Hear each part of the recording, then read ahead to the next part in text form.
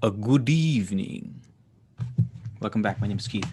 Give the rest of the squad just a few minutes to come into the channel. Don't jump in and then have the attention span of a goldfish and hop right out into the next thumbnail that you see. Give us a chance. Take your shoes off. Stay a while. All good things take time.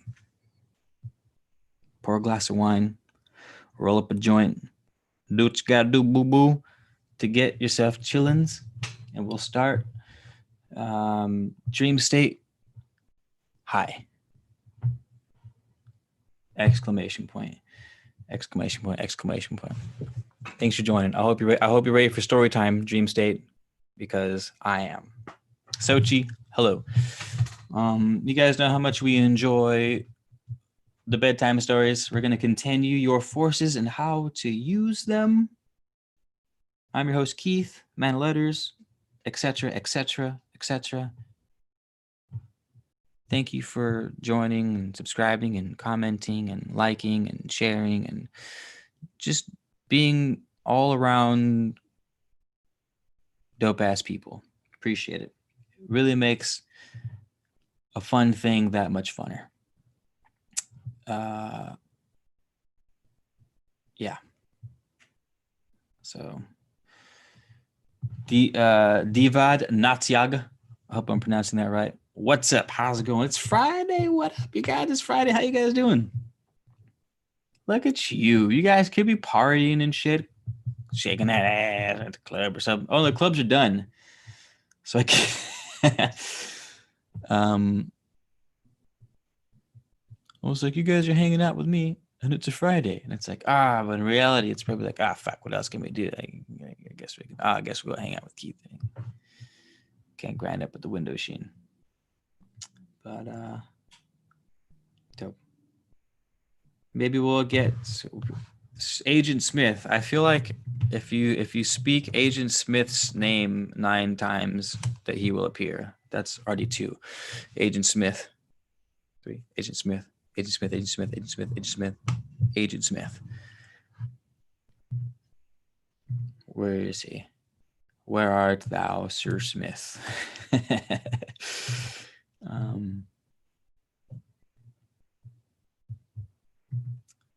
An Papita. Happy morrow to you. Happy morrow to you. Thanks for tuning in. Thanks, everyone. Let's see. We've been streaming for 3 minutes. Shall we give them a few more minutes to check in? Have you guys gone to the bathroom? We're not stopping. We're not stopping. Either go to the bathroom or I don't want to hear you complain because I'm not pulling over.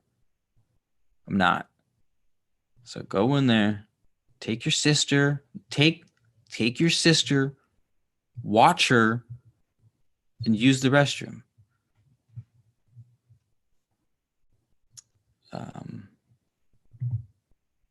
Where was I? Beetlejuice. Love you too, Papita. Sweet. Should I start, you guys? Should we run it? Should we wait a little longer? Whoops. Let's go ahead and turn that off.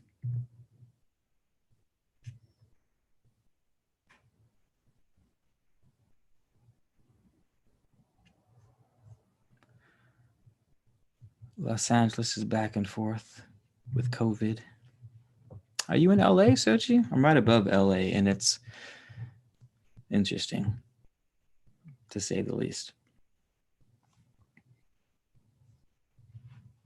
Bum, bum. Okay, let me actually find a song, and then we'll start, because I had the flute music. But I think at some point, it got hit with a copyright. And it used to not be copyright, which is a bummer because it's nothing like a good quality Egyptian music. But Richie apparently sent me some stuff, and let's see how well it sounds. Because if that's the what, come on. Richie breathe, email, Hayat Zaktaladat Audio projects, Google Drive. We have our own Google Drive. Egyptian project, Enchanted Egypt. Whoa. Well, that's super epic. That might be a little too aggressive for a reading. I think you.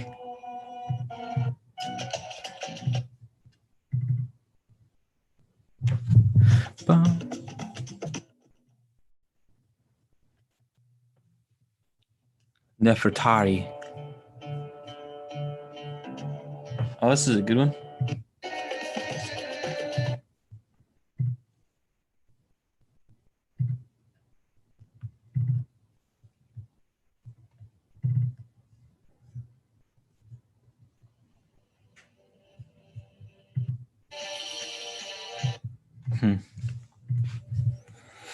Shele Mercado. Okay, we're gonna run it. We got 9 people in the room. Perfect. We got that God number. Everyone slap the like button for me so we can get this video sent to other people so that they can join in on the fun también. What y'all say?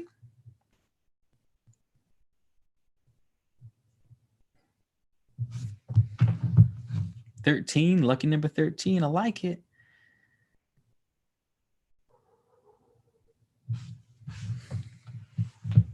Oh, on your second mimosa? Damn. Yeah. All right. In that case, if you guys are partaking in the sacraments of choice, I will as well participate in the sacraments of choice. We get just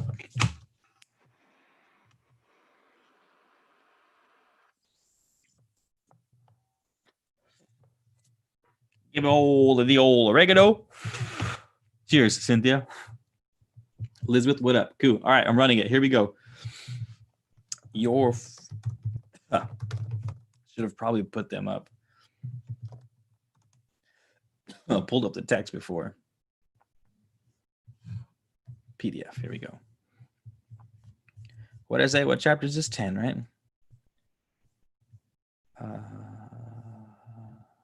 Ooh, perfect. 10 is a long one. No, it's not. I just missed it. Here we go. Oh, this is a good one. This one is called How We Secure What We Persistently Desire. Wonderful, wonderful. With that being said, ladies and gentlemen, boys and girls, welcome back to another reading of Your Forces and How to Use Them. Written by Christian Larson, circa 1911, I think. Deeply rooted in at least the occultic sorts. This author is doing a fantastic job of addressing current spirituality trends, paradigms, and he's giving a far better explanation for pretty much all of them at this point. Sort of like how your thoughts attract things or how they don't, or just think of all your favorite one-liners and sort of memes of spirituality. Those things are addressed, and they're addressed well and with a beautiful perspective. It's almost like they're addressing the dark side of, or the shadow side of, all these wonderful enlightenment practices. They're more complete, which is curious because this was written over 100 years ago. So we can see how the perversion of mind can take place. But so be it. I mean, fuck, we're on planet Earth, man. Shit's raw down here. People be getting raw dog left and right by the third dimension. You know what I mean? It's just A. It is what it is. We forget so we can remember. Some friends become enemies. Some enemies become friends. Welcome to planet Earth. Welcome to being a human. Isn't it wonderful? Isn't it spectacular? So yeah, the book's awesome. It's been super good. It's been super interesting. It's been not, it hasn't been dry necessarily at all. So let's hope it stays that way. But we are reading, make sure everything's going good in the chat room. Y'all can hear me. No echoing. Eat, drink, and be merry. Please, I beg of thee. Your forces and how to use them. Here we go. The fact that you have failed to get the lesser proves conclusively that you deserve the greater. So therefore, dry those tears and go in search of the worthier prize. Count nothing lost, even the day that sees no worthy action done. Even that may be a day of preparation and accumulation that will add greatly to the achievements of tomorrow. Many a day was made famous because nothing was done the day before. Know what you want and continue to want it. You will get it if you combine desire with faith. The power of desire, when combined with faith, becomes invincible. Some of the principal reasons why so many fail to get what they want is because they do not definedly know what they want, or because they change their wants almost every day. The purpose of desire is to inform man what he needs at every particular moment to supply the demands of change and growth in his life. Should I read that again? I'll read that again. The purpose of desire is to inform man what he needs at every particular moment to supply the demands of change and growth in his life. And in promoting that purpose, desire gives expression to its two leading functions. The first of these is to give the forces of the human system something definite to do. And the second is to arouse those forces or faculties that have the natural power to do what is to be done. In exercising its first function, desire not only promotes concentration of action among the forces in man, but it also causes those forces to work for the thing that is wanted. Therefore, it is readily understood why the wish, if strong, positive, determined, and continuous, will tend to produce the thing wished for. Before I go on, I just want to mention that this guy I've been starting to pick up. It took me fucking 10 chapters to figure it out. But try not to get too caught up with the introduction of his ideas, because he tends to be hella... I feel like he's almost showing off. Like the dude, he's not almost. The dude's fucking showing off in the beginning of each, in the introduction of each new idea. Like right now, I'm finding myself I'm like reading this, like, all right, it's kind of, you know, I mean, I have to read it a couple times to really fucking break it apart. Stop. Don't worry about it. Just listen to the words and like sort of catch them. Like use your conscious mind to pay attention, but use your subconscious mind to absorb the information. What the writer does is he talks about the same fucking concept like 16 times in the same chapter. And each time he talks about it, it's more simplified and more simplified, which is a beautiful style of writing. I think that's why it's so useful, is because he unbreaks it. So just want to throw that out there. Like try not to, if you don't understand something right now, just like chill. It's all right. He'll come back to it in like 2 or 3 different ways. So continuing. Actually, let me have some tea first.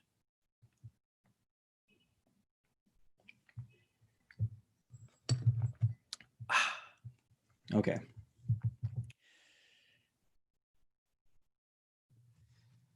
If you can cause all the elements and powers in your being to work for the one thing that you want, you are almost certain to get it. In fact, you will get it unless it is so large that it is beyond you or beyond the power of your present capacity to produce. Though in that case, you have exercised poor judgment. You have permitted yourself to desire what lies outside of your sphere. And what you could neither appreciate nor use were you to get it. What you can appreciate, enjoy, and use in your present sphere of existence, you have the power in your present state of development to produce. That is, you can produce it if all your power is applied in your effort to produce it. And when you desire any particular thing with the full force and capacity of your desire, you cause all your power to be applied in producing that particular thing. In exercising its second function, desire proceeds directly into that faculty or group of forces that can, if fully applied, produce the very thing that is desired. At its first function, it tends to bring all the forces of the system together and inspires them with the desire to work for what is wanted. It acts upon the system in general and gives everything in the system something definite to do. That something definite in each case being the one thing desired. And this, the second function of desire, it says, in its second function, it acts upon certain parts of the system in particular, always upon those parts that can do what is wanted done. And it tends to arouse all the life and power that those particular parts may contain. So I'll break that down for you guys. I was having a hard time keeping up. I'll break it down for myself, actually. Desire has two functions. First function is to bring all the parts of you together to be motivated to work. It gives each component of you a definite cause. So I could say, like, write a new song, and it's like, okay, I have my imagination going, I have my creativity going, I have my that's my defined goal. So like all my parts are working towards that goal. The second function of desire is to activate specifically that one thing that you need to create that goal. So it's one, doing a sort of harmonious connection with all your parts, giving them the motivation to live passionately because they have a well-defined goal. And then the second thing is just activating that one part of you, that one section most relevant to the goal. Okay, got it. I just saw you guys. I had to go over that myself because fuck. Okay, how desire proceeds and how it secures results in this respect is easily illustrated. We take, for example, a man who is not earning as much as he feels that he needs. Naturally, he begins to desire more money, and we will suppose that his desire becomes stronger and stronger until it actually stirs every atom of his being. Now what happens? He is not only arousing a great deal of latent and unused energy, but all of his active energy is becoming more and more alive. But what becomes of all this energy? It goes directly into his money-making faculties and tends to increase decidedly the life, the power, the capacity, and the efficiency of those faculties. There is in every mind a certain group of faculties that is made by nature for financial purposes. In some minds, these faculties are small and sluggish, while in other minds, they are large and active, and that the latter kind should be able to make more money and accumulate things in a greater measure is quite natural. But it is possible to take those faculties that are small and sluggish and make them large and active. Those who now have limited means may in the course of time have abundance. To answer this question, we will ask what it is that can arouse any faculty to become larger and more active, and we find that it is more energy, and energy that is more alive. There's those two parts to come in together, right? Energy, latent, unused energy, and energy that is already there, but much stronger. And no matter how small it may be, if it continues to receive a steady stream of added life energy and power day after day, month after month, year after year, it simply must increase in size and capacity. And whenever any faculty becomes greater in capacity and more alive in action, it will do better work. That is, it will gradually gain in ability and power until it has sufficient ability and power to produce what you wished for. Let me know if I'm reading too fast. Sometimes if I black out and I'm just like in it, you know what I mean? I'm just like, charge. I'm like, fucking charge. But if you need me to slow it down, I will.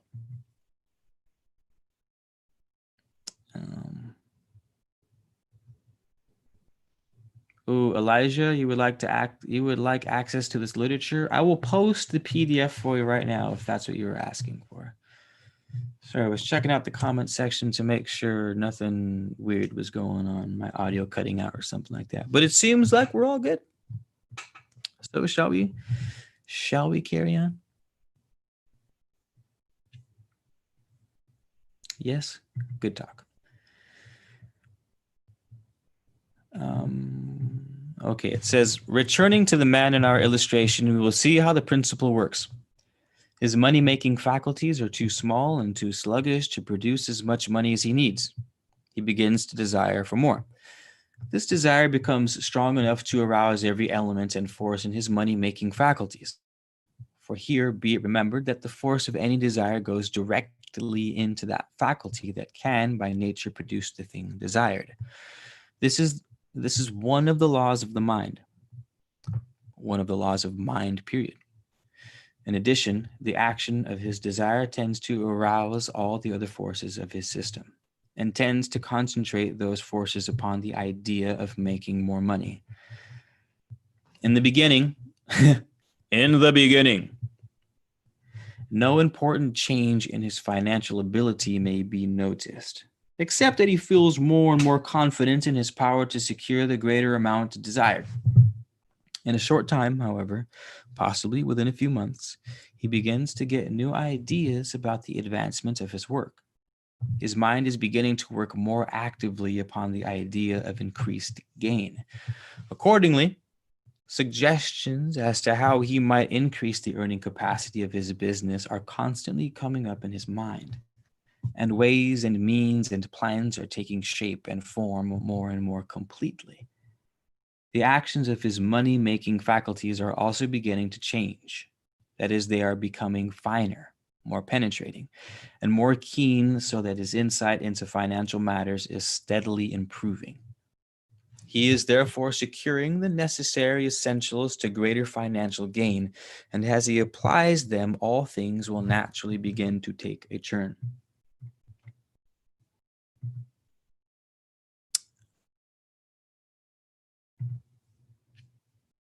To state it briefly, his strong, persistent desire for money has aroused his money-making faculties. They have become stronger, more active, more wide awake, more efficient.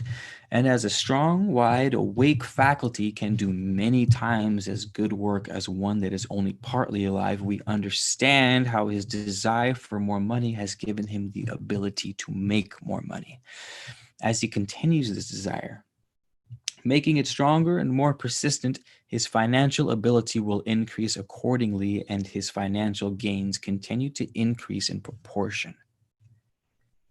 Many doubt the efficiency of the plan just presented, because, as well known, most people desire more money but do not always get it. Bing! So great, he read our minds. As a good writer, he should. So I'll read that again, because right here's the pivot. Here's where we're gonna pivot some shit. He's gonna hit us sideways. I can feel it coming. So I'll read that paragraph over, or the beginning. It says, many may doubt the efficiency of the plan that I just presented, as I'm about to show off again. Watch. Because, as is well known, most people desire more money but do not always get it. But do they always wish hard enough? It is not occasional desire or half-hearted desire that gets the thing desired. It is a persistent desire, and persistent desire not only desires continually, but with all the power of life and mind and soul. Specifically, he names the three portions of the dude's a straight occultist. He says, applying with all of life, mind, and soul. So your life is your physical life. Your mind is your all, your big your top, and your soul is your essence. That's your soul. That's your fucking spirit, your personal spirit. You know what I mean? So you have to apply all three parts of your being. Fucking right here, your hands in the goddamn earth, your your bridge of meditation to the all, and letting that soul shine, baby. All fucking three of those things got to come together with a passionate, consistent, thorough desire for some shit to happen. Carrying on, he says, the force of a half-alive desire when acting upon a certain faculty cannot cause that faculty to become fully alive, nor can such a desire marshal all the unused forces of the system and concentrate them all upon the attainment of the one thing wanted. And it is true that the desires of most people are neither continuous nor very deep. They're shallow, occasional wishes without enough power to stir to action a single atom. Then we must also remember that results do not necessarily follow the use of a single force. Sometimes the force of persistent desire alone may do wonders, but usually it is necessary to apply in combined action all the forces of the human system.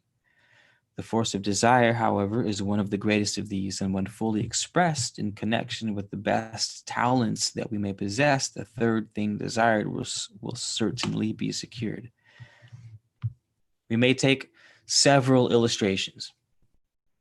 Since you have a strong desire for more and better friends, the action of that desire, if deep, wholehearted, and persistent, will tend to impress the qualities of friendship upon every element of your character. In consequence, you will in time become the very incarnation of friendship. That is, you will become a better and better friend. And he who becomes a better friend will constantly receive more and more better friends. In other words, you will become like the thing you desire. And when the similarity has become complete, you will get what you want through the law of like attracting like. You know what's... dagger.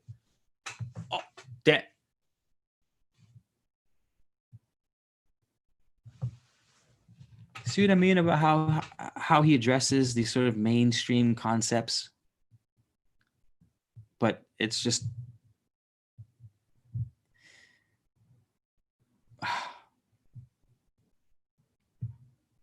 For example, I include myself in this, and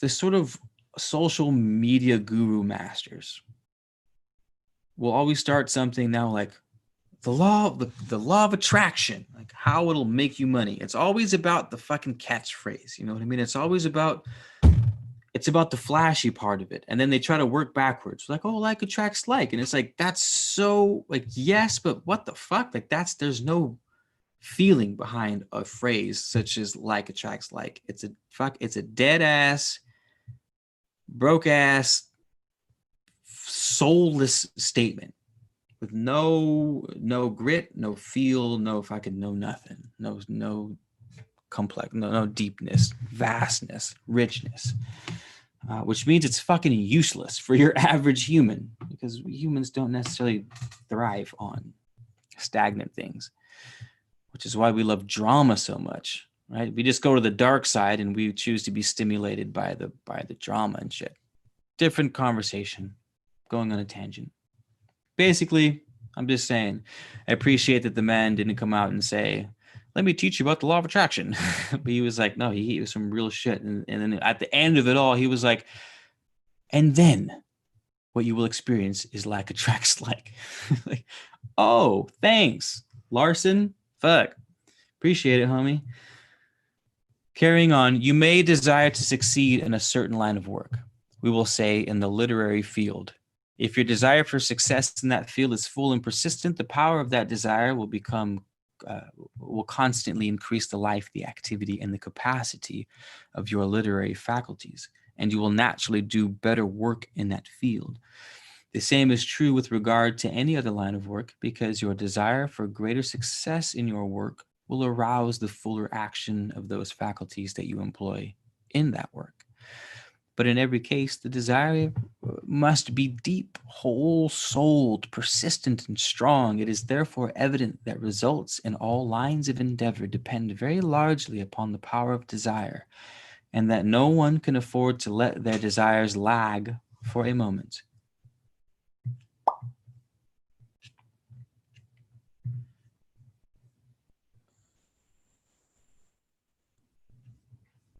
Thanks, Lucid Earth. I appreciate that. All right. The law should be know what you want, and then want it with all the life and power that is in you. Get your mind and your life fully aroused. Persistent desire will do this, and that it is most important to do this is proven by the fact that in thousands of instances, a partly alive mind is the only reason why the goal in view has not been reached. It is necessary, however, that your desires continue uninterruptedly along the lines you have chosen.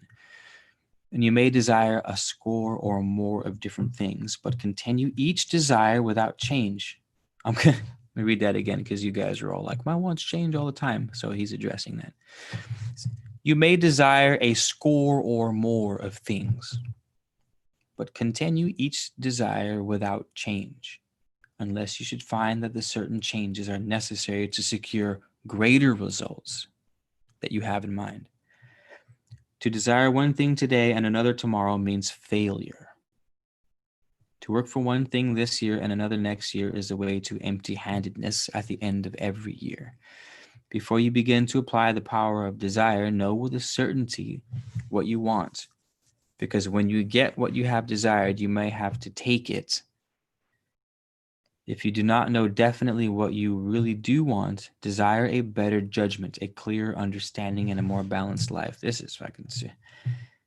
Basically, he's saying if you don't necessarily know what you really want, then put your energy into figuring out, to defining what you want. Admitting to yourself, I have no fucking clue what I want. And it's a reason for me, when I keep asking the question, it's because I already have it. It's like the reason why it's so difficult for me to name what I want is because I when it boils down to it, I have everything I need. Keith Garcia, personally, like that's why it's so hard for me to really crave things. My happiness, my freedoms, whatever, the shit that makes me happy. Like I have them for the most part. It's like, or you can't know. So that's one. Or the other reason is you can't ever know what you really want because, well, it's a light doesn't. Alan Watts say light doesn't shine on itself. Knives don't cut itself. You can't bite your own teeth. No, that's kind of like that. That's if you try to wrap your head around that equals the same question of why do I not know what I want? Who am I? Who am I? What does it all mean, Basil? What does it all mean, Basil? What does it mean? All right. If you do not know definitely what you really do want, yeah, I read that part. Desire to know, read that part. Hold on. Desire to know what is best for you, and the force of that desire will tend to produce normal action in every part of your system. Then you will feel distinctly what the highest welfare of your nature actually demands. In deciding upon what you want, however, do not be timid, and do not measure the possible with the yardstick of general appearances. Let your aspirations be high. Only be sure that you are acting within the sphere of your own inherent capacity. Though in this connection, it is well to remember that your inherent capacity is many times as great as it has been supposed to be, and also that it can be continuously enlarged. In choosing what you are to desire, act within reason, but go after the best. If the full power of desire is applied upon all the elements of your mind and character, what is latent in you will be aroused, developed, expressed. You will become much more than you are, and thereby will not only desire for the best, but be able to be of service to the best. And this latter fact is important. When we desire the great and the wonderful, we must ask what we have to give the great and the wonderful. Oh, whoa, my bad. When we desire the great and the wonderful, we must ask what we have to give the great.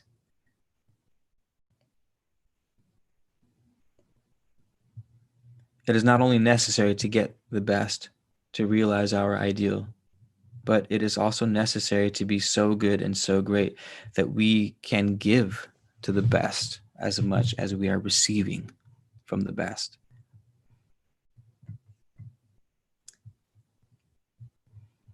Sacrifice. We actually talked about this quite a handful of times in this channel. It's like, if the law of compensation is true, if rhythm is true, then your sacrifice must be equal in greatness to the request that you're asking for. What it comes down to. Before we begin to wish for an ideal, we must ask what the ideal is going to get when it comes. Coupled with our desire for the ideal, therefore, we must have an equally strong desire for the remaking of ourselves so that we may become equal to that ideal in every respect. If we want an ideal companion, we must not only wish for such a companion, but we must also desire the development of those qualities in ourselves that we know would make us agreeable to that companion. If we want a different environment, we should wish for such an environment with all the life and soul we possess, and should at the time wish for the increase of those powers in our own talents that can earn such an environment. If we want a better position, we should desire such a position every minute, and also desire that we may become more competent to fill it when it comes. The power of desire not only tends to arouse added life and power in these faculties upon which it may act, but it also tends to make the mind as a whole more alert and wide awake along those lines. This is well illustrated by the fact that when we have strong, continuous desire for information on a certain subject, we always find someone or something that can give us that information. And the reason And the reason that we're here. Sorry.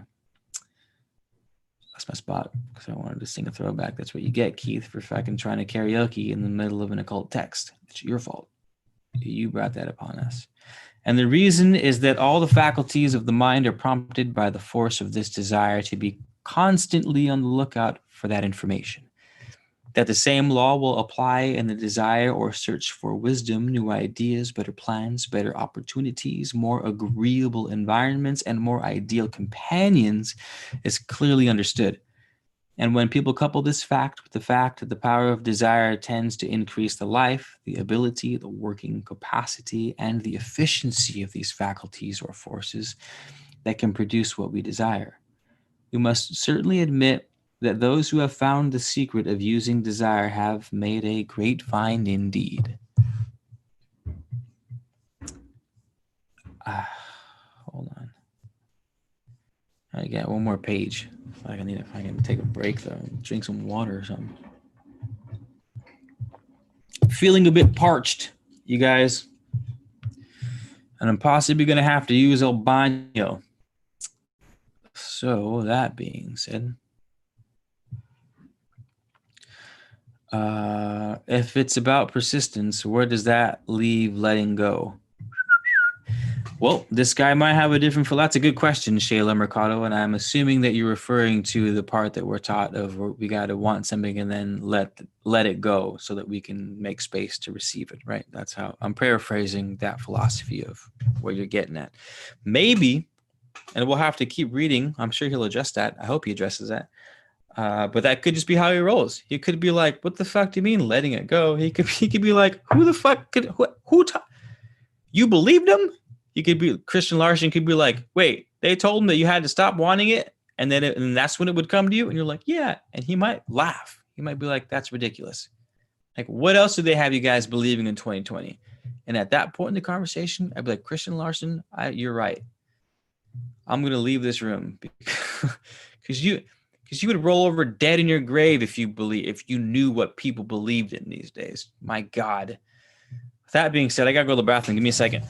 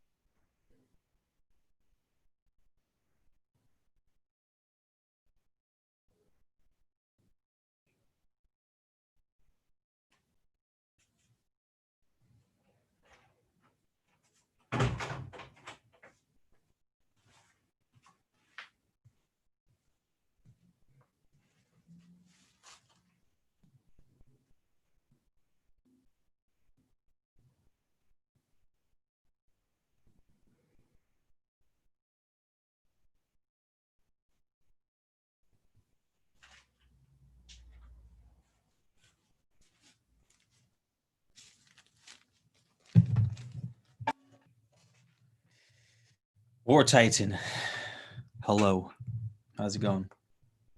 How you guys doing? Did you get water? Did you get everything you need? I had to take an intermission. It's a lot. It's a lot. It's a lot to go through.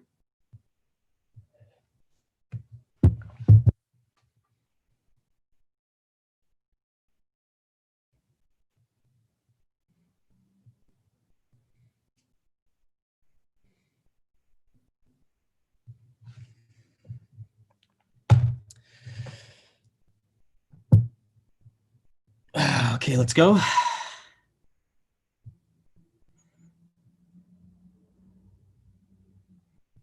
Is that it? Nothing?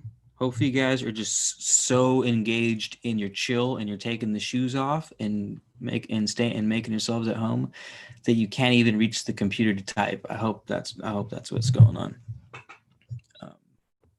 Because that means I have created the perfect the perfect space I'm going for with the live readings. It's the vibe we want, you guys. Good. We nailed it. All right, carrying on. We have one more page, and then we can chop it up if you guys feel like it. So he says, but as stated before, and it cannot be repeated too often, the desire must be persistent and strong as all the life and soul we possess. In other words, we must wish hard enough. And we wish hard enough when our desires are sufficiently full and deep and strong to thoroughly arouse those faculties that have the natural ability to fulfill those desires.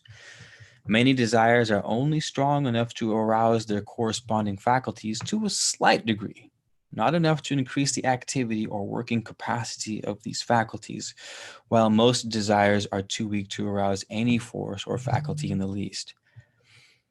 The act of wishing hard enough, however, does not imply hard mental work. So maybe this is the part where we start talking about maybe this is the letting go part he's getting into. So if you ask that question, pay attention. If you make hard work of your wishing, you will use up your energy instead of turning it into those channels where it can be applied to good account. It is depth of desire and fullness of desire combined in an action that is directed continuously upon the one thing desired that constitutes true desire. To wish hard enough is to simply wish for all that you want with all that is in you. But we cannot wish with all that is in us unless our wish is subconscious as well as conscious, because the subconscious is a part of us, the larger part of us. To make every desire subconscious, the subconscious mind should always be included in the process of desire. That is, whenever we express a desire, we should think of the subconscious and combine the thought of that desire with our thought of the subconscious mind. Every desire should be deeply felt, as all deeply felt mental actions become subconscious actions. It is an excellent practice to let every desire sink into the deeper mental life, so to speak, and also to act in and through that deeper mental state. Whenever we give expression to desire, or in other words, when we turn on the full force and power of that desire, to become proficient in these methods requires some practice. Though all that is necessary to become proficient is to continue to try. No special rule is required. Begin by feeling your desires through and through. Make them as strong and as deep as you can, and always combine the living action of your desire with your thought of those faculties through which you know that desire is to work. To illustrate, thank you, finally, Larson. To illustrate, if you desire greater success in your work, think of those faculties that you are using in your work whenever you give full expression to your desire. If you are a businessman, think of your business faculties whenever you desire greater business successes. If you are a musician, think of your musical faculties whenever you desire greater proficiency in your music. Well said. Though in case your desires should be such that you do not know through what kinds of faculties it will be naturally expressed, never mind. Continue to desire what you want. The power of that desire, if persistent and strong, will find a way to make your wish come true. When we understand how desire works and know that it works only when it is persistent, we realize that we have found not only a great secret, but also a simple explanation for many of the failures in life, as well as many of its greatest achievements. And from the facts in the case, we conclude that no matter an individual's condition or position may be today, if they will decide, I'm going to read this like if I was running for the president. And from the facts in the case, we conclude that no matter what an individual's condition or position may be today, if they will decide upon that something better that they want, they may get it, provided their wish for it is as strong as their own life and as large as their own soul.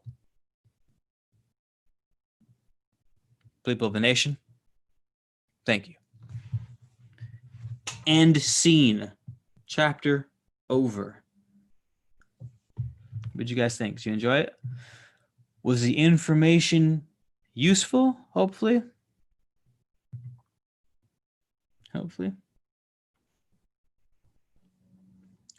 No, it's totally cool that it's dead in the comments. I'm for sure 100% not one of those guys. It's like, y'all gotta be talking in the comments. I appreciate when you do, but like by all means, I'm reading a book at 10 at like midnight for some of you. Like, why wouldn't you just be fucking lax and hard? Eyes closed on the bed, nowhere near the computer. Like, that's what I do. And I'm listening to Alan Watson shit when he's just going at it. I'm just on my bed in the dark, fucking astral projecting, or at least trying real hard to astral project. But yeah. Is it Sheila or is it Shayla? Is it Shayla? I feel like it's Shayla. But I also want to say Sheila because of the song. Ooh, ooh, Sheila. That's all I know the song. I said, ooh. Len K, hello. How's it going, Len K? What up?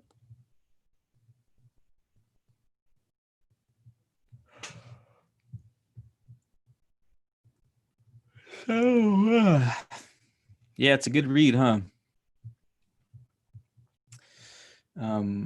I've been enjoying this book a lot. I'm like low-key bummed that I didn't decide to make this book one of my official audiobooks that I do, where I like pre-record it so it's all nice and shit. The quality is, you know what I mean? Just a nice proper audiobook video. Because it's that good. I'm enjoying it that much.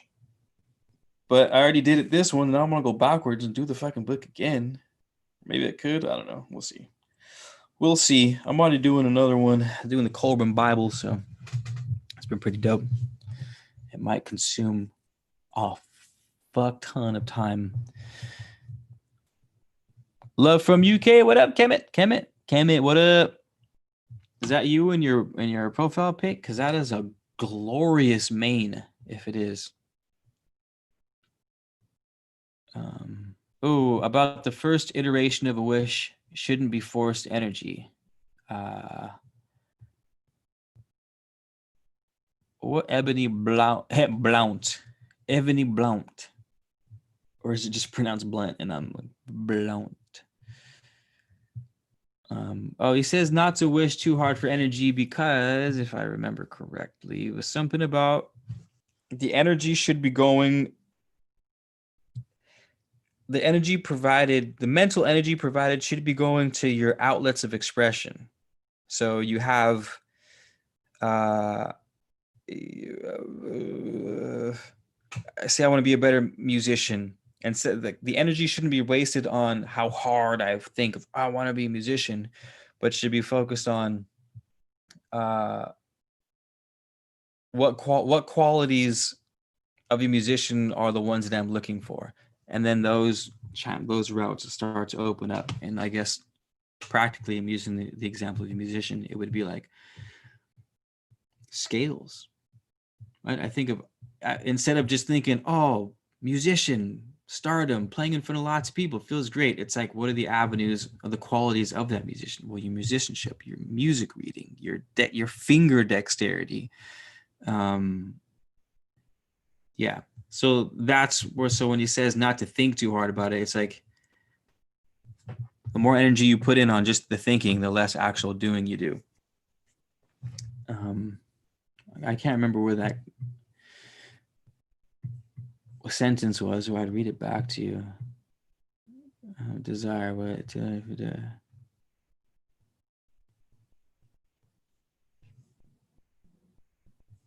Yeah, I can't remember where that line was.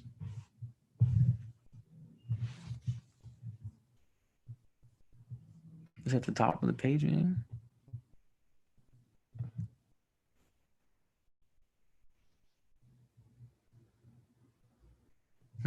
My bad. Can't find it.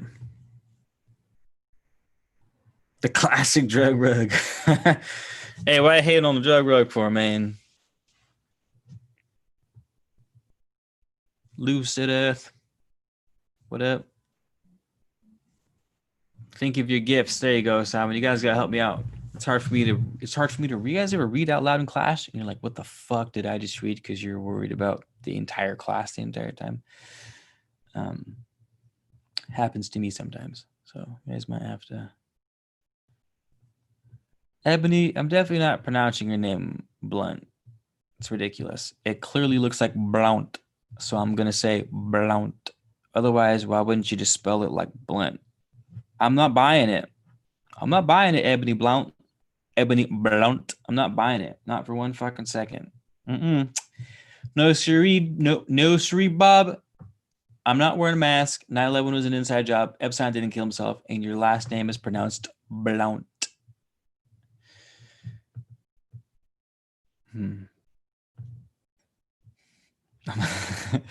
I know. I was just talking shit, Brianne. I like it too. It's dope. This sweater has been with me for I've been rocking. I took this sweater from my buddy Dan actually in like 2012.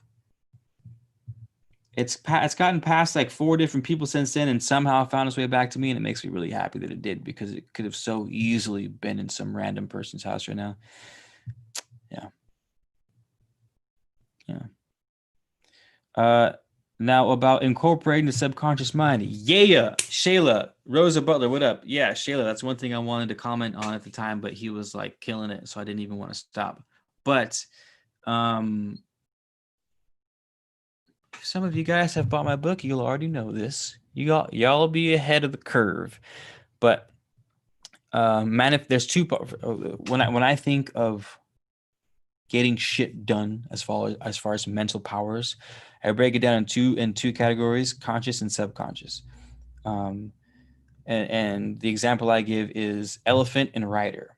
The elephant is your subconscious. That's where all the power comes from. It just will uplift trees with its nose.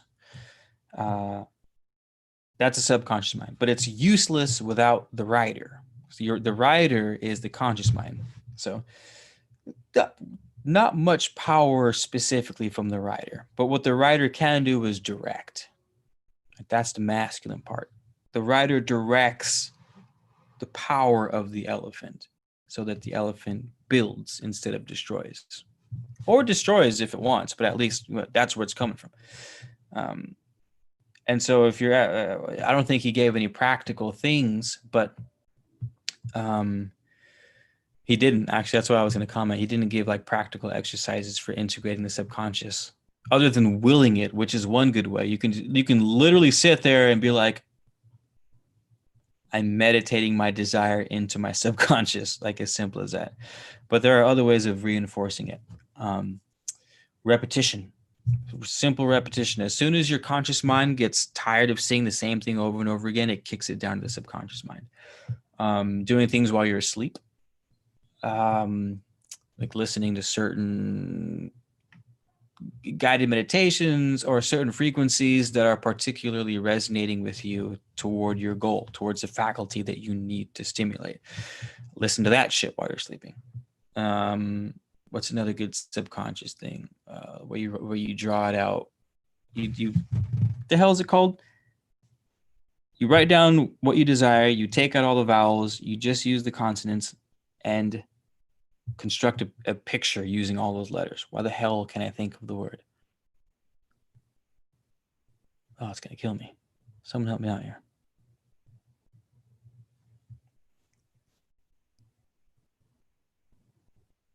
Oh, man. Should I tip the tongue? Anywho. That's right. Subconscious is the name of the game. That's where the power comes from. It's operating 24/7. Again, your conscious mind is only manifesting what it's thinking about. And you're only capable of thinking about like fucking realistically one or two things at a time. So the conscious mind is there's no power from that. Only concentration comes from that. And then your subconscious mind, when it's in there, is broadcasting to fucking everything 24/7. Sleeping, waking, driving, smashing, whatever. Subconscious mind is all over the place, all in the space, all up in that. So for 100% is I enjoyed that part with the subconscious mind for sure. Sigils, Jesus, why couldn't I was way off though. I was like mantra kept popping up in my head. Maybe that's because I wanted to say mantra. I should have just said mantra then. My bad. Mantras are also great for programming the subconscious mind a lot. Basically, think this: the more you involve yourself in something, the more it gets plugged into your subconscious mind. Right? Because it's about repetition. It's about emotions, feeling, like that's all subconscious shit. So if you can engage as much as your fucking being as you can into something, the more into your subconscious mind it will be. Whether that's and you decide how that looks, which is cool. I can give you some examples like sigils, but not everyone's into sigils. I could give you guided meditations, but not everyone's into guided meditation. Like what sounds fucking cool for you? Like what sounds cool for me is lucid dreaming and manipulating my software in the lucid dream realm, going into my mind and being like physically upgrading software with buttons and shit. Like that sounds cool to me. You know what I mean? So it resonates more, but you guys can be creative. It can look like anything. You could write your own guided meditation, read it to yourself in your iPhone, Google how to improve your vocal on GarageBand. It takes fucking 2 seconds to figure out. Super easy. And make yourself sound like God mode on your own guided meditation, telling you to do certain things. You know, like there's all kinds of ways. That's the fun part, man. That's the fucking fun part is the rituals. That's what your rituals are doing, you guys, basically. Now that we mention it, by the way, that's all a ritual is. I shouldn't say all. That's like maybe 80+% of what a ritual is involving as many of your senses as possible. Touch, cutting yourself, the pain sacrifice, that's a connection. If you're into plants, you have your earth mineral, your earth element with like your herbs and shit, and then your water element with tea. If you smoke things, you're involving the earth element, so it's your lungs, your taste, so it's all shit that plugs your being into a certain kind of world, and that's the subconscious. But again, like Larson said, that comes from just straight up persistence of desire, because you have to desire for something. You have to desire something long enough to give your subconscious mind a chance to be programmed, because the subconscious mind is not an easy thing by any means to program. Thankfully, otherwise we'd believe whatever the hell someone told us. Like, it's a good thing that we don't change our minds on big paradigm shift type shit very often. Otherwise, we would be fucking useless. So as a result, it just takes a long time to change your mind. It takes a very diligent, conscious, persistent desire to change the subconscious mind. It's the fun part, man. I'm telling you, whatever fun shit you can cook up, that's the fun part. Figuring out how to do that is like why we're here. Straight up is fucking. That's why. Okay, let's see if I can show you guys my messy ass garage. It's why that homemade bottle of beer is right there. It's why that's why that piano's there. It's why all those fucking candles are over there. Like, I'm trying to tap in. I'm trying to tap into the happiness that makes me click that fucking that happy place, the pocket. I'm trying to find the pocket. That's what we're all trying to do to some degree or another, is trying to find the pocket.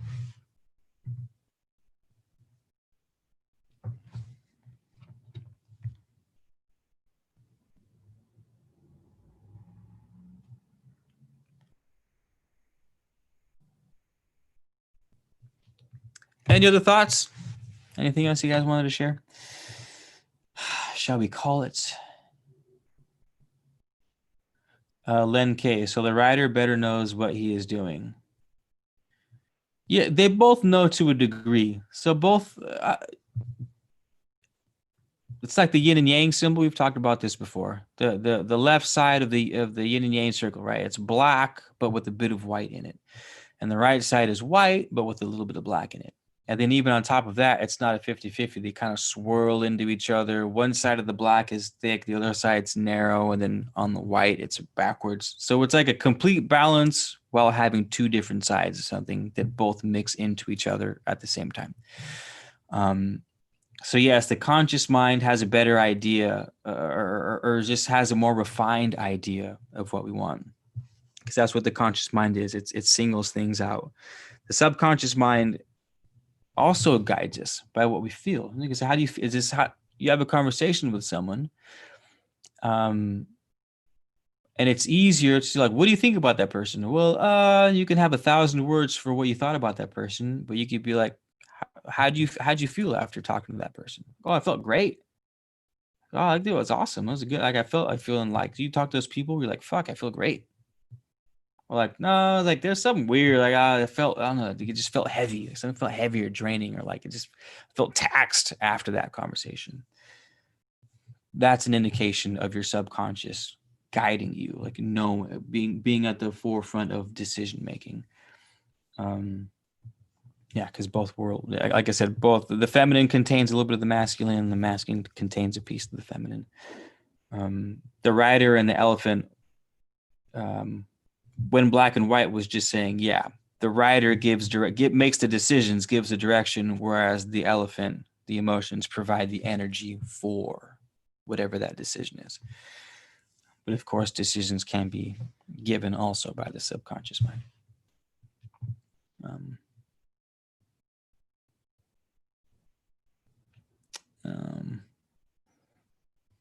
Oh, damn, Shayla, what up?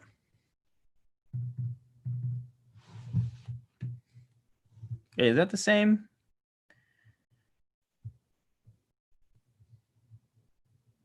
Maybe it is. I think. Oh, nice. What up? Glad you came across page 2. It's because I was gonna tell you, like, we just, damn, that's hella funny, because I was already thinking of what I was gonna tell you after the live. Psst. Never mind, I'll tell you after. But it's super good. Where were we?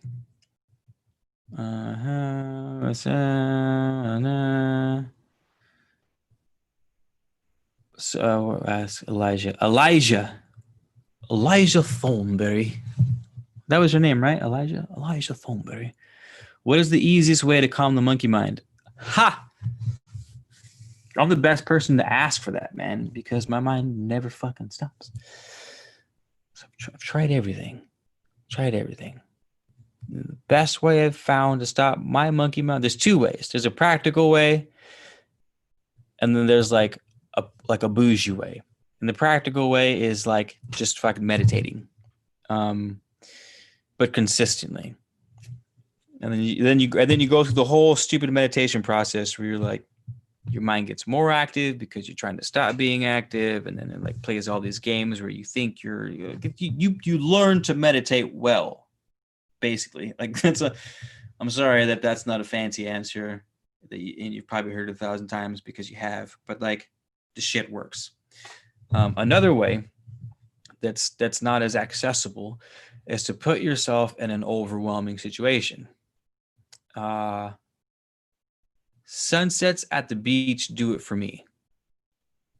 Bonus if it's also partly cloudy, because then you get the fucking wild colors from the sunsets on top of the sunset over the ocean. And it's just the most glorious thing ever. And it's like,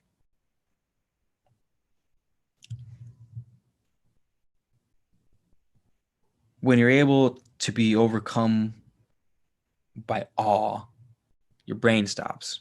It can't. It's like awe. You know what I mean? And there's the feeling I'm talking. It's literally speechless. Like that's the whole point. You're so thoughtless at that time that words can't describe it, because there's no word, there's no thoughts, there's no word. It's just existence. So find that, whatever the fuck that is for you. Go to the beach. Yeah, go for walks. If you're a gym person and like fucking pushing that 5 minute mile, and you catch that high, that runner's high, or like whatever. Like there's 1,000 different words for it in 1,000 different places. It can come from your craft, it can come from a child, it can come from a million different things. All the things, depending on the person. So find it. That's a great way to clear the mind.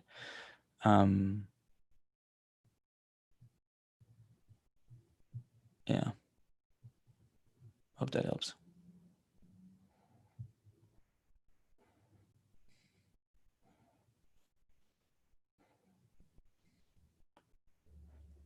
Yes, but the two can also mess it up. Oh, hell yeah. For sure. I'm not saying for sure. Len K said that the two can mess it up. I'm assuming that you're talking about the rider and the elephant messing up the decision making. If that's what you meant to say, then my response is abso-fucking-lutely. For sure. For sure. That's the fucking problem. Like, that's why we have to. Damn, Alan Watts talks about this too. He says the main problem is that we're trying to fix ourselves, which says that there's something wrong with us to begin with. And so how is something that's wrong supposed to make it better when it's using wrong things to find the answer in the first place? If you know what I mean, like, so you get out what you put in. So if you put in bad, you're gonna get out bad. It's like that's the rat race. That's the fucking rat race, or at least in the Buddhist philosophy. But fucking mind fuck aside, our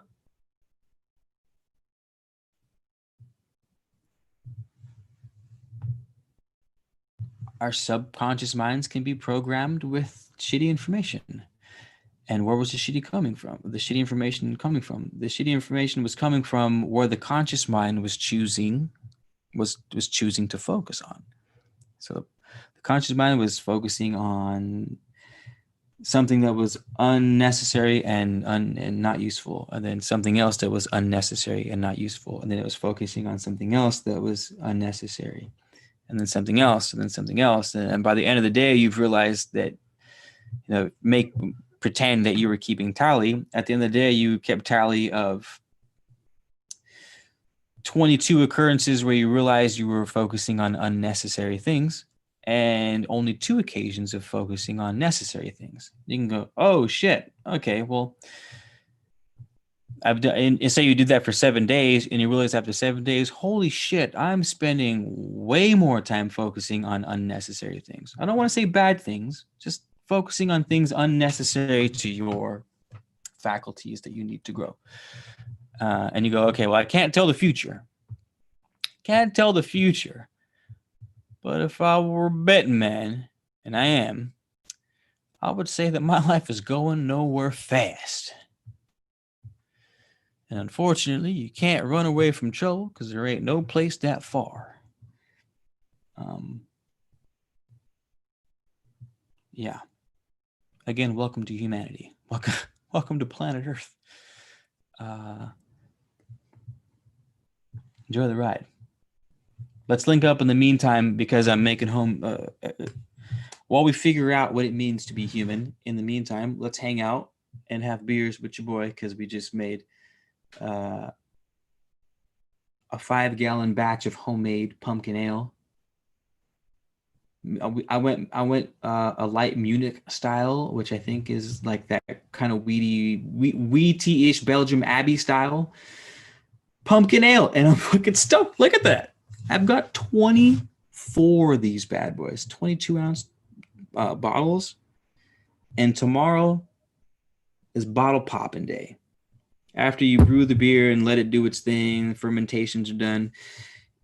To carbonate it, you have to throw sugar back in the mix before you bottle it so that the carbonation builds up. Which means I had to wait 2 weeks after I bottled it. So I stared at this for fucking 2 weeks. I wanted to drink this thing on day one.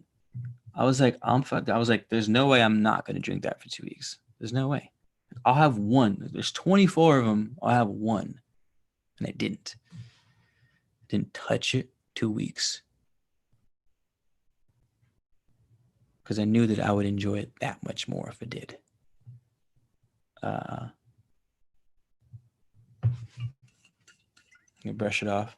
Might be a little dust on the bottle, but don't let it fool you about what's inside. There might be a little dust on the bottle. It's just one of those things that get sweeter with time. I don't know if you guys are into country music, but that song is a banger. It's called Dust on the Bottle. It's super cool. It's about this kid who wants to impress this girl. And so he goes to Old Man Creole, who's this native dude that makes wine in his basement. And he goes up and he's like, can you? He's all, Old Man Creole. I see. He made homemade wine like nobody I know. And reach down in the cellar. And he goes down in the cellar, gets wine. It's all dusty and shit. He's like, there might be a little dust on the bottle, but it gets sweeter with time. It's one of those things. It's one of those cool things. What up, T? Yo. Oh, sorry. Someone talked about breathing. How about with just concentrating on your breathing to start with? Elijah Thornberry. Yeah, 100%. That's actually the most helpful tool for meditating by far for me is focusing. It's just counting up and down to 9. Breathe for 9 seconds. And then like, where you feel the air touching your nose as it comes in? That it's such like an interesting feeling to be aware of to begin with. So the fact that it takes that much like focus to feel that sensation, like cuts out all thoughts. It's like a hack. So like concentrate on that sensation of the air as it goes through your nose. And then what I do is I just count to 9. At your own pace. It's fast, slow, whatever. Like don't overthink it. Ha! All pun intended. Then count down from 9, count down from 9. For like 5-10 minutes, you could be like, fuck, this isn't working. I keep thinking about everything. No matter what I do, I somehow manage to think about some stupid ass shit that happens. 15-20 minutes in, you might be like, oh, damn, this is actually, I'm feeling something magical. This is awesome. And then that's going to trick you into thinking a whole bunch of things that's going to piss you off. Like just, that's the process. It works. It doesn't work. You get pissed off. It works. You feel something cool. It distracts you. You get pissed off. Like whatever. But key for meditation practices is try not so much to be stoked on what you feel during the meditation, and trust me with your soul when I say this, that as long as you do it consistently enough, that you will see the coolest fucking changes. Very, the coolest, extremely noticeable yet subtle changes in your regular conscious walking around daily life. Like I swear to God, there's just something about it. Even if your meditations, you feel like you're doing it wrong, or like I'm still thinking a lot, like fuck all that. As far as that's at least helped me in my motivation to meditate. Is like, all right, Keith, it's not about just whatever. It sucks. You can't stop thinking, like whatever. And then you end up doing it right anyways, like just because you're dedicated, and you end up being able to stop your mind. It's just it's a funny little fucking thing called being a human, but it works. It works for sure.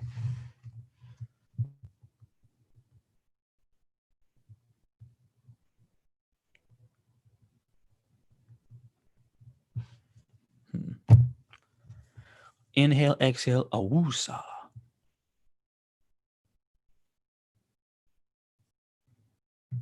Oh, T, yeah, remember your comments from the audios. Yeah, you guys just check out my Hermetic Principles playlist. Fuck, that was hard to say. On my, just go to my YouTube channel homepage, playlists, and I talk about the 7 Hermetic Principles, which is basically what my book is. So you don't even really have to get my book. You can, the information is for free. I just basically paraphrased my book in that playlist of the 7 Hermetic Principles, and it's hella dope. Go check it out. You'll have 99% of the knowledge that I spew on this channel just from watching those videos and improvising when need be, if you feel me. Good morning, Hessa.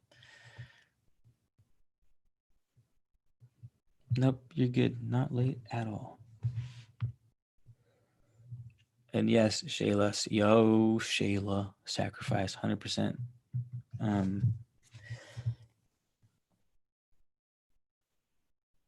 Did I have the conversation with Richie before, or did it come up in this reading? I can't remember. But yeah, the sacrifice has to be equal to the demand. Like that's a no-brainer. That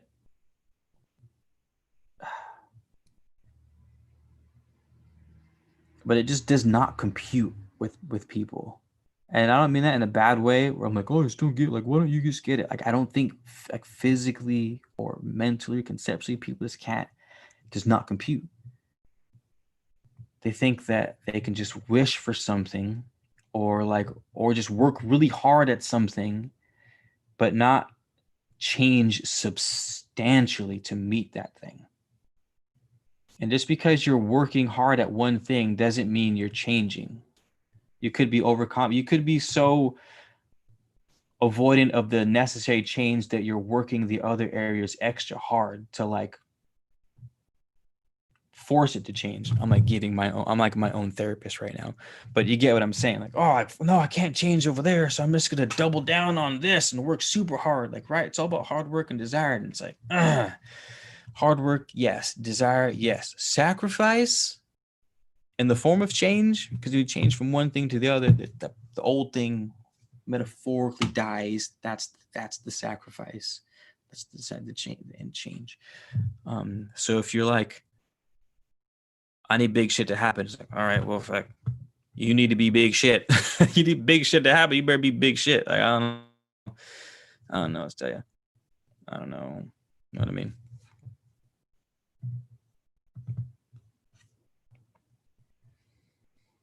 Galactic, what up?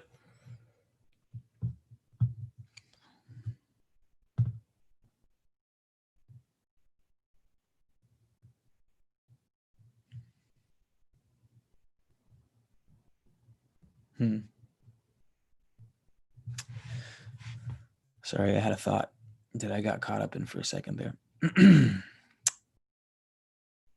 Where was I? Were we done? Are we talking about anything? We're done, right? We're all finished? Are we finished here? Yes. All right, you guys should have some water. Eat some good food. If you gotta order that McFlurry from McDonald's, order that shit. Don't beat yourself up. Chill. Relax. Relax. If you're gonna do bad good. Get some actual Oreos, crumble them up, and then add them inside. Wow. That's all I gotta say about that. And tomorrow's Sunday, so maybe we can get a guest on the live. So if you guys are unaware, Tuesdays and Sundays tend to be our go-to live nights. I've been going live a lot recently just because I've been having fun. But yeah, try to get cool guests on here. Try to keep it fresh with the content, and you know what I mean. Some friends become enemies, some enemies become friends. That whole spiel. Thanks. y'all for being here. Shayla, this whole chapter, that conversation was not all I was thinking about, but a lot. If you can substitute your situation for that, in terms of rerouting the energy, it's gold. I was like, oh fuck, it's like Larson was in my head. I was like, oh, thanks, man. How did you know that I was privy to this information somewhat seconds before you're talking about it now? Anywho, you guys have a good night. I'm gonna go enjoy a couple noodle or something, and see you guys in the next live. Cool. Peace. Tomorrow's Saturday. Just kidding. Sunday is what I meant. Peace out. Good night. Buenas noches. Nice to see you.